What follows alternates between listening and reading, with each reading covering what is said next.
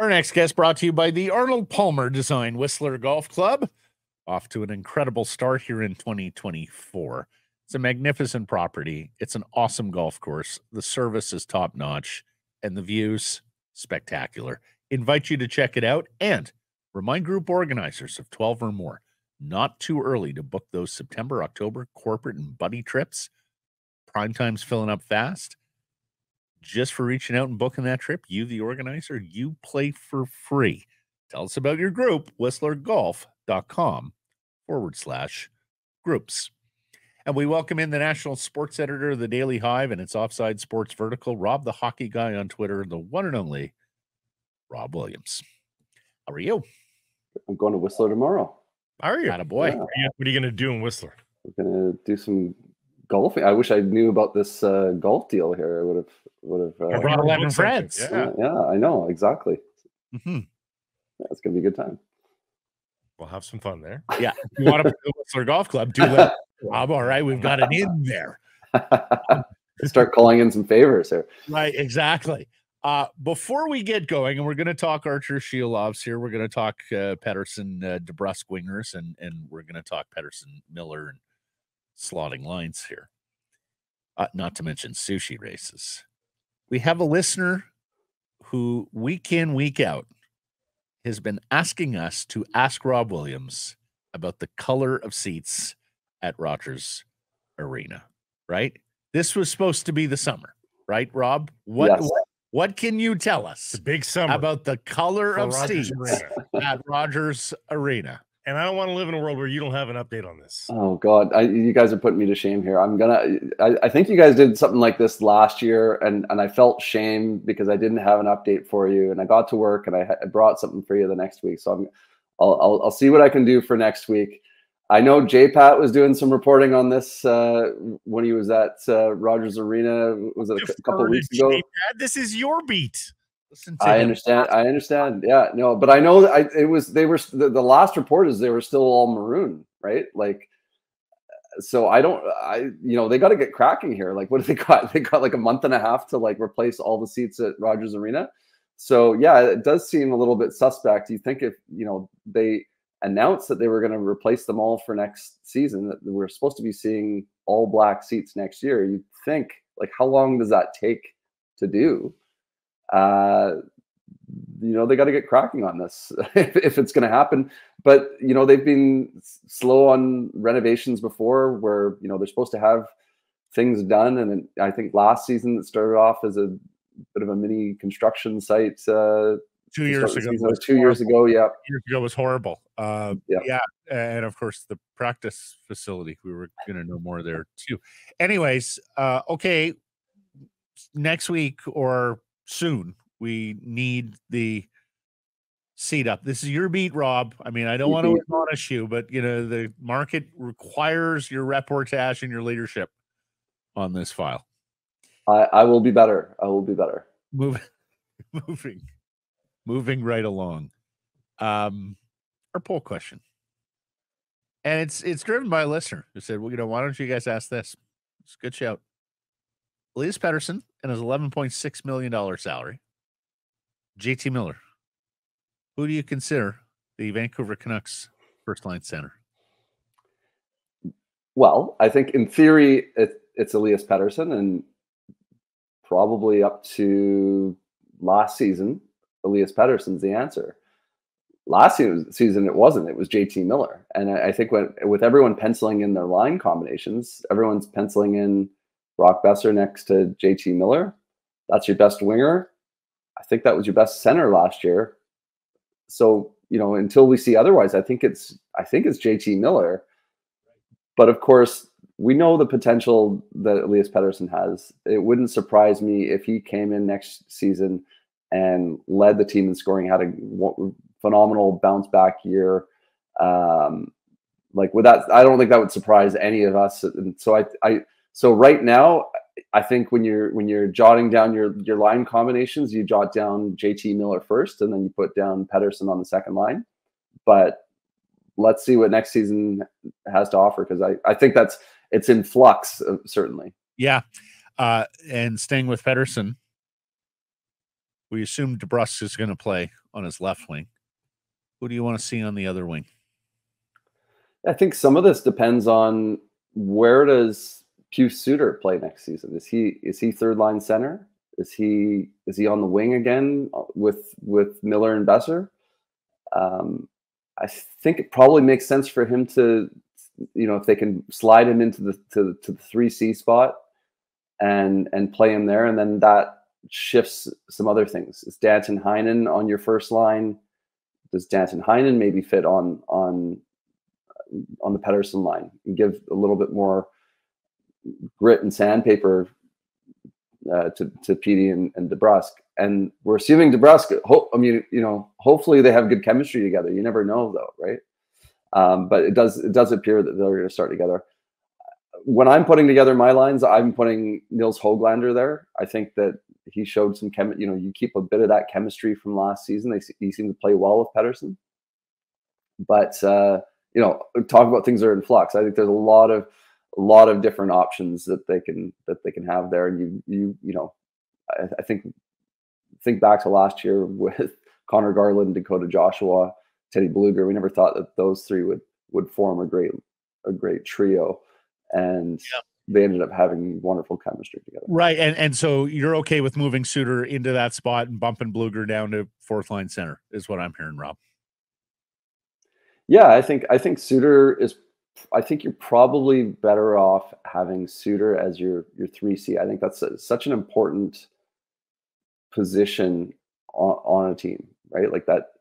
We talk about top six, bottom six, but like bottom six center is a much more important role, I think, than bottom six winger. So if you have him solidifying that, and hopefully I think the Canucks have improved their winger depth over free agency here, that it should allow you to play Suter, into his natural position of center. You also don't have, you're also missing Elias Lindholm now. So you're missing some of that center depth, and then you've added winger depth. So I think that probably adds up to Suter playing at center. Artur Shilov signs this week, and apropos nothing, it's like a minimum deal. Effectively, it's $866 per year. I mean, I'm guessing they just knew that there's really no room for negotiation here, so we're just going to give this the least priority. But they come away with their goaltending duo set? Question mark? Is that the goaltending duo? Yeah, I think so. I mean, I think he proved enough last season to at least get a shot at even not even just a shot at being the backup, like penciling him in to be the backup goalie coming into the season. It's not like you can tell much from a goaltender's performance in preseason anyways. Like, are you going to change your whole plans based off of 2 starts, right? So I think you give that spot to Silovs until he shows you that he can't do it. I think this is a really, it's a really big year, not only for Silovs for himself, but Silovs like for the team. And he's going to be the backup, but you've got an injury-prone starting goalie now. Like Thatcher Demko has had his season end with an injury 2 of the last 3 years, and he missed most of the season in the middle.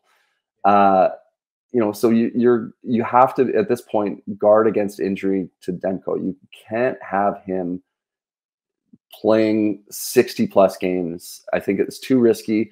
You might end up in a situation like you did this year, where you have a great season, you get in the playoffs, but what does he have left in the playoffs?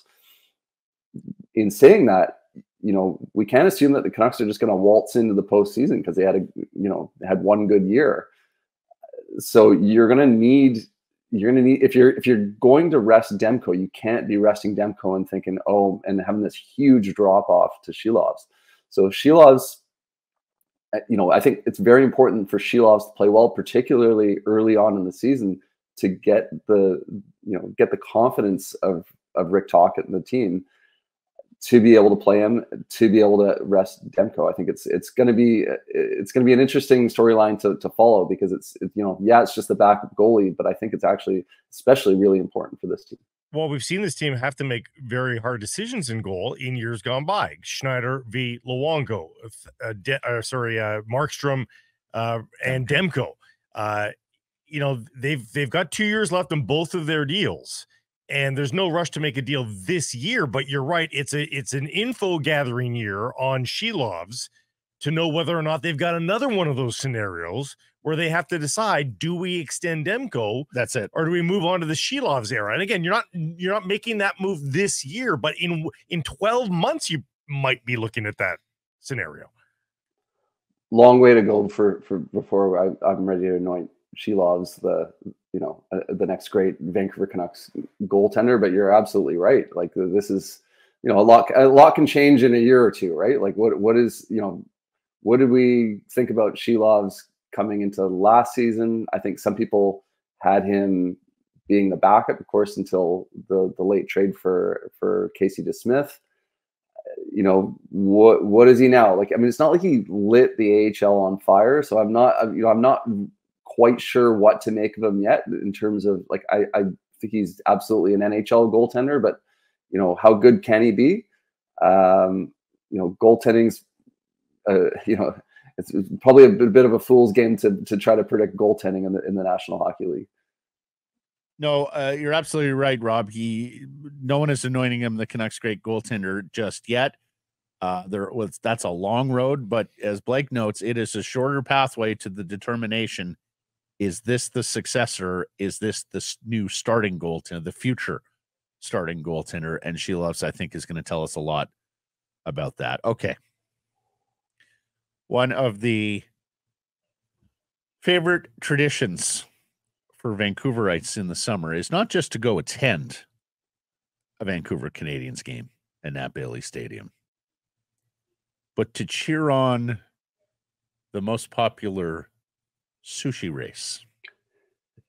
And full disclosure, I know a couple of the contesting sushi racers.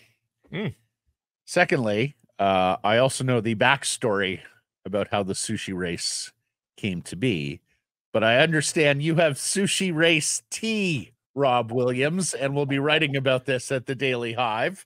Please, pray tell. They're human underneath all that sushi? So I'm told they are human underneath the sushi costumes.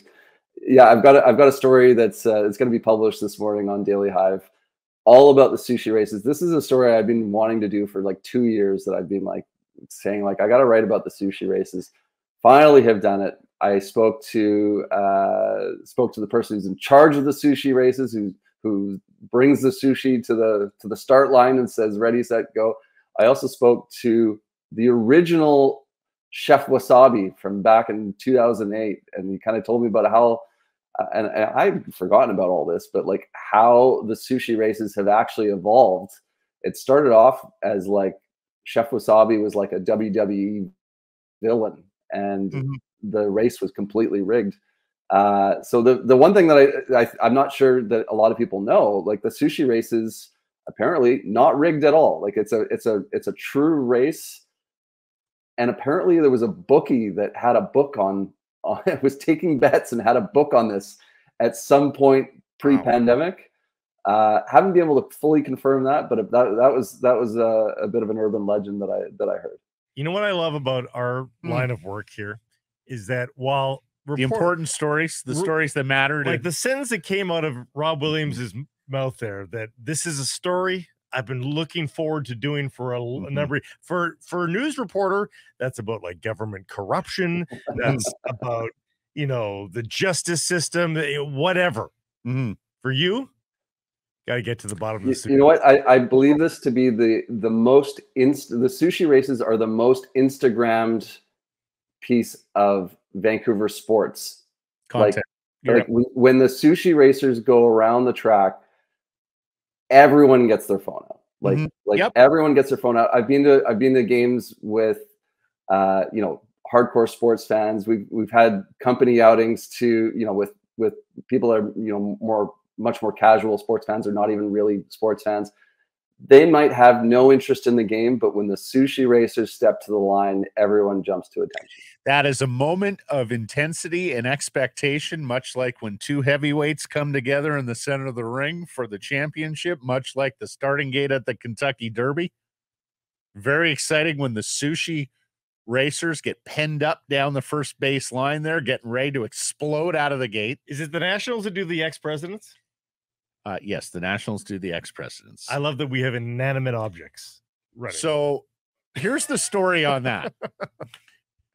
As you know, our dear friend, former C's president, Andy Dunn, is he's an American. He's Florida, Georgia guy. Worked for the Washington Nationals. Actually got their original ballpark set up there after the Expos moved. So he comes to Vancouver, and he'll be the first to admit, kind of a fish out of water. Like it was all very new to him. Culturally, Vancouver was way different than what Andy had experienced because, his experience with Canada was Expos, Blue Jays and Expos, Toronto and Montreal. Sure. So the Nationals were doing their very popular ex-president's race. There was also, what do they call them? The Flash, the Blaze, the guy who gives the fan from the stands a huge head start on the warning track. And Andy's like, okay, we're going to do some sort of race, but it's got to be locally hooked. Like it's got to be something like that is truly Vancouver. And he's driving around town and he's saying to himself, how many damn sushi restaurants are in this city? He's like, I can't drive a single block without a sushi race. So he calls the team together and says, do you think we can do this with sushi? He's not a big sushi guy either. And they're like, oh yeah, we can do this with sushi.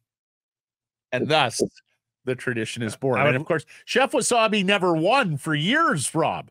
The fix was in against the chef. So I got the tea on that though. He won his very first race in year one, and the last game of the season. Person I spoke to was the chef. He was in the Chef Wasabi suit for nearly every game. Mm-hmm.